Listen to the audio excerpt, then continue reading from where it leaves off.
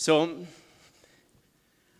I wish Sunshine were here, because I'm going to try to do the impossible. I've got exactly 4 minutes to share a 4-hour story. So I'm going to intentionally do this in a way that brings it all together. So I've had a super curiosity about these following questions. God works in funny ways. How do you know what God's will is? I found one awesome way to figure it out.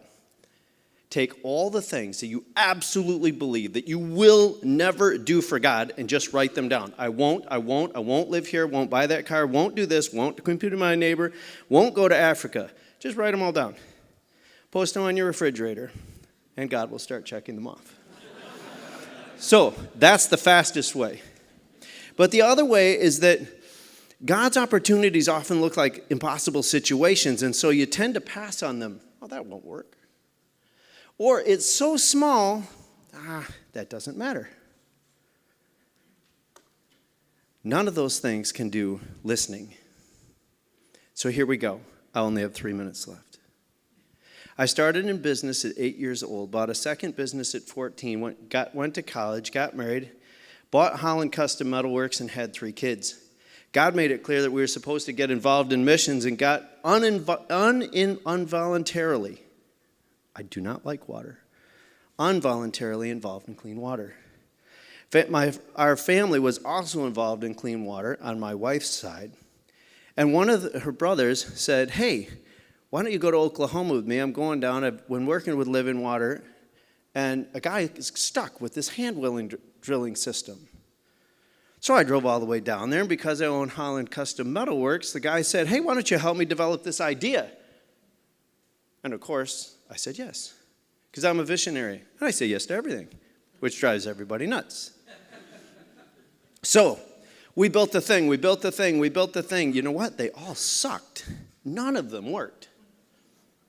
We eventually gave up on the idea, smashed it all up, and came up with this. So that dumb little thing that he was talking about was rooted at Holland Sheet Metal.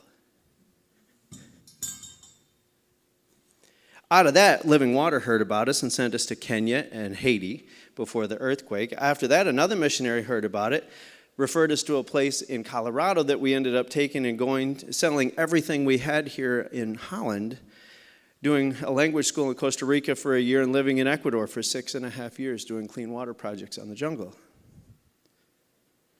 That totally messed with everything about our family, people, places, process, and everything else as God destroyed our worldview and built it all up in a new way. We learned community development, eventually started a school that launched missionaries into the Muslim world. We came back here all messed up and said, Lord, I don't know what to do. We ended up selling our business through a guy named Randy Rua, who's sitting around here somewhere, who sells businesses. 10 years later, to the hour, through Randy Rua, who says, why don't you take into missions and business at the same time? Have you ever heard of Truth at Work? Of course, I'd never heard of such a thing. I didn't even know it existed. That's the day that we signed up for Truth at Work. God is crazy, man, with the details.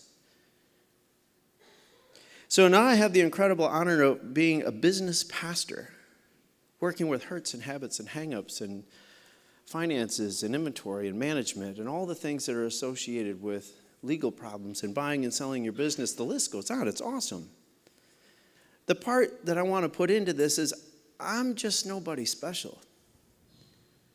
I'm just a broken tool in a toolbox like everybody else. Amen. So for the last 5 years, this is the 6th conference that I've done. For the last 5 years, I've done almost nothing talking about about Truth at Work. And last year, I got so many people harassing me about, hey, you do this Truth at Work conference. We got out of it, but what in the world is Truth at Work anyway? That I finally gave in after 100 people complained. So,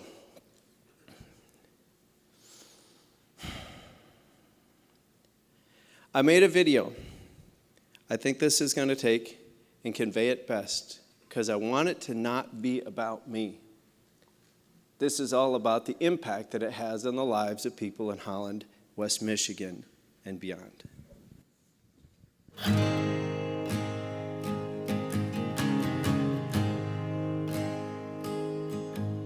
So my name is Eric Fogg, and I run the Truth at Work Chapter President office in the West Michigan area. And I'm married here in Holland, 27 and a half years. Cool. Our kids are 24, 22, 19, and 11. Been on an incredible journey that God has sent us on over the 27 years.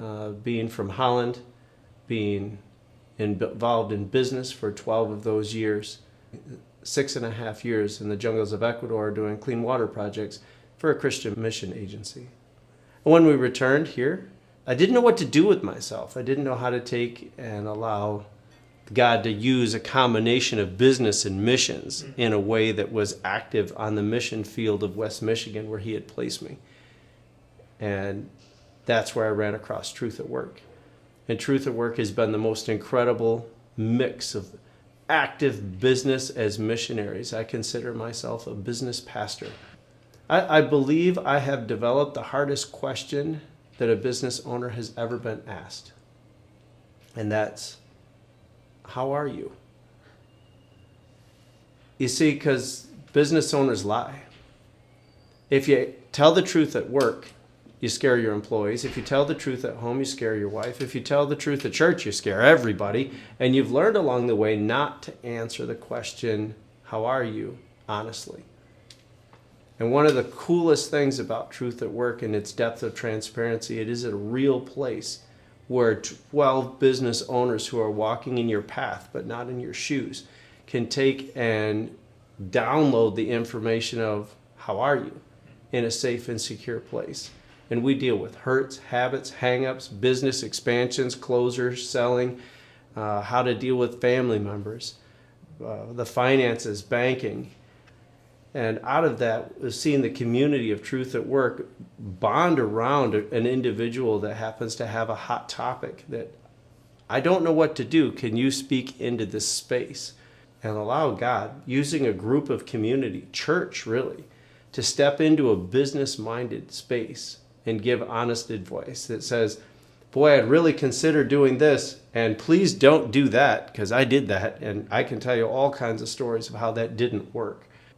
The other thing that we do at Truth at Work is a curriculum where we take a piece of a Christian-minded business-themed topic and apply it to our lives. In our groups, it's the background for the discussion. And then the last bit is accountability. What's the next right thing? And in our groups, we're pretty hardcore transparency. So when you come up and say, you know, I really need to take and deal with this issue with my vice president, the group will ask the question, well, what's it worth to you? So that you set the goal, you set the calling, you set the fine. We use monetary fines in our case. And then we hope like mad that you go off and we'll walk with you for every step forward and every step backwards you take as you get towards the goal of dealing with the issue that you know that's in your world. I love Truth at Work. I love the ministry of Truth at Work. I love the impact that it has on people's lives. I love that you can be 350 employees or you can be 5 employees, and it doesn't make any difference. There's opportunities for you to learn work, finances, family, faith, all that stuff that just gets crunched together. There's no topic on the table that you can bring up that's oh, we don't deal with that here. These are huge questions that don't take 5 minutes to answer. And even though every month that you have a meeting, you may not be one of the people that takes and receives. You might be that month the person that gives. But life comes along and your turn to receive will come. And it's okay. And when God has called you to take and step into the life of someone else and walk alongside, then you have the blessing and the honor to do just that. The group can't help you until they get to know you. Because there's reasons that these problems exist in your universe. one of the phrases that's not my own that I heard the other day that says that every system you have has a perfect outcome. Now, you may not like the outcome, but if you want a different output, then you're going to have to change the system that's behind it, because every single system is producing its perfect outcome. As a business owner grows from the founder of one who wears all the hats to the growth of many and starts giving away both responsibility and authority, there are voids, and out of those voids come problems. I believe that truth at work at its core, and one of my personal giftings is to get down to the root of the issue so that the thing that's presenting can be separated from the cause of the problem. Let's have coffee. Now, I don't drink coffee. It tastes terrible. But I do chocolate milk. That tastes great. But let's get to know each other. Tell me your story. When I first got started in business, I used to tell people, you are crazy if you don't get involved in business. How can you earn money when you're on vacation if the company's not generating income? Then over the years, I said, man, if you're going to be involved in business, you got to be tough. And your wife does too. And then another 20 years into business, I was like, man, if you're going to be involved in business, you got to be crazy. And your wife's got to be tough as nails.